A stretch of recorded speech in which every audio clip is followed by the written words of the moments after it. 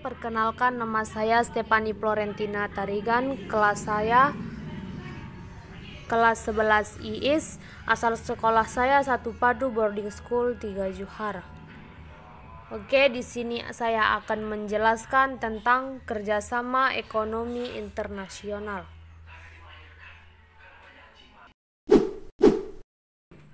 Kerjasama internasional terjadi karena negara tidak dapat hidup sendiri melainkan memerlukan bantuan atau kerjasama dengan negara lain. Bentuk kerjasama dengan negara lain dapat berupa kerjasama di bidang politik, ekonomi, sosial, pendidikan, pertahanan, keamanan, dan sebagainya. Tujuan pun berbeda-beda bagi setiap negara. Salah satunya di antaranya adalah untuk meningkatkan kegiatan ekonomi sehingga pertumbuhan dan pembangunan ekonomi negara tersebut berkembang dengan perkembangan ilmu pengetahuan dan teknologi. Nah, dari kenyataan tersebut menunjukkan perlunya kerjasama dengan negara lain. Di sini saya akan masuk dalam pengertian kerjasama ekonomi internasional. Kerjasama ekonomi internasional adalah kerjasama yang dilakukan satu negara dengan negara lain atau dengan beberapa negara, di mana tujuannya yaitu untuk saling menguntungkan di bidang ekonomi. Selanjutnya, manfaat yang diperoleh Indonesia. Manfaat yang pertama ialah kemajuan perekonomian. Hal ini dapat dilihat dari aktivitas ekspor-impor barang dan jasa.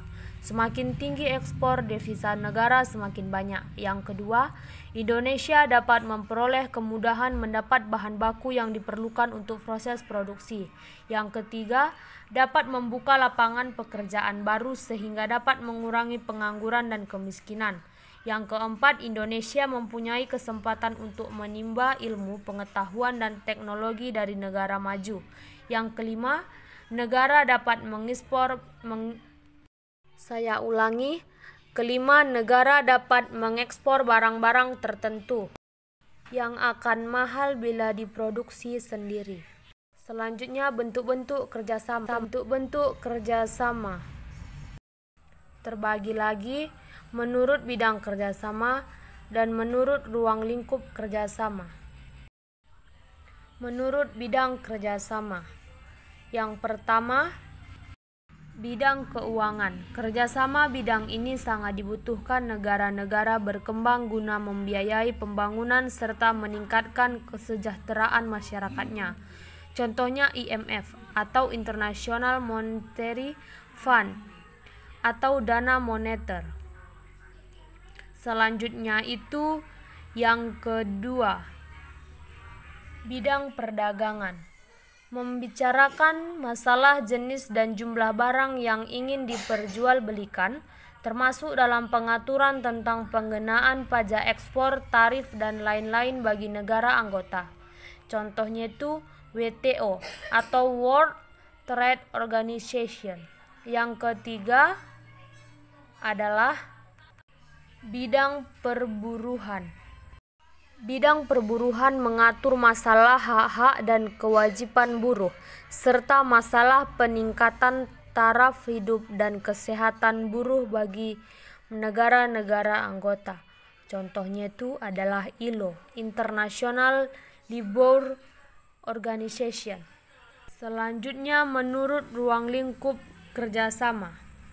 Di dalamnya ada 4 kerjasama. Yang pertama, kerjasama bilateral, kerjasama antara dua negara. Sifatnya saling membantu pada bidang produksi, perdagangan, dan lain-lain yang saling menguntungkan. Contohnya itu AEC. Yang kedua, kerjasama regional. Kerjasama ekonomi di antara beberapa negara yang berada di kawasan tertentu. Contohnya itu ASEAN atau Association of Southeast Asian Nations. Selanjutnya, kerjasama multilateral.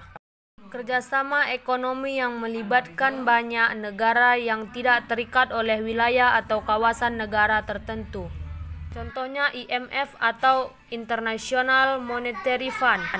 Terakhir, kerjasama antar regional. Kerjasama yang dilakukan dua lembaga-lembaga ekonomi regional atau lebih. Contohnya itu kerjasama antara ASEAN dan Uni Eropa.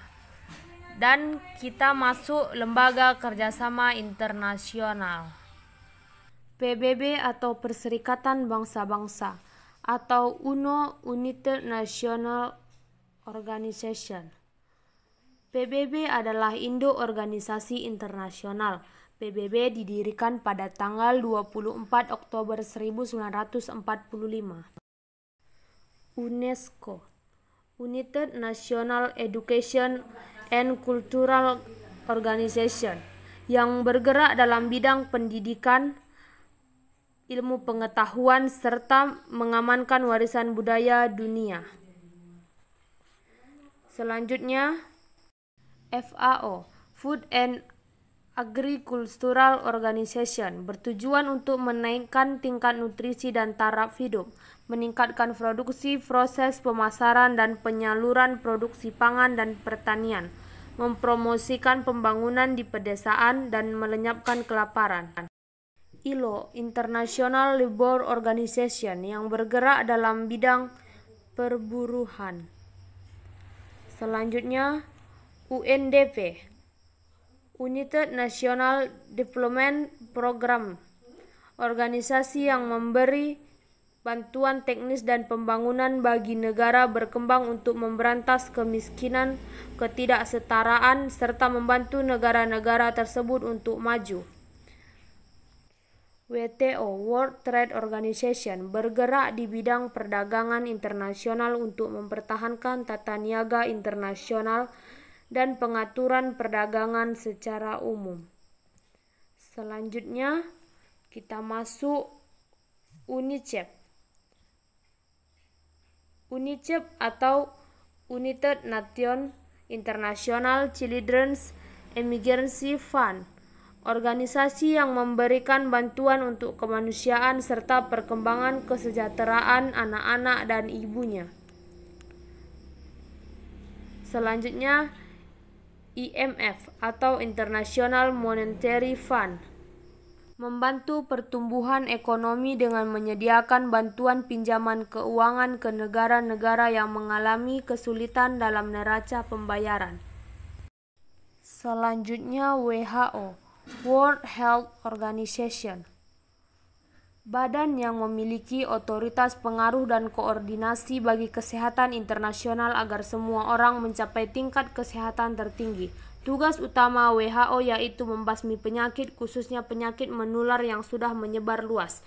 Pada saat ini, dengan menyebarnya COVID-19, peran WHO sangat dibutuhkan di dunia, di mana untuk menyelidiki kasus tersebut.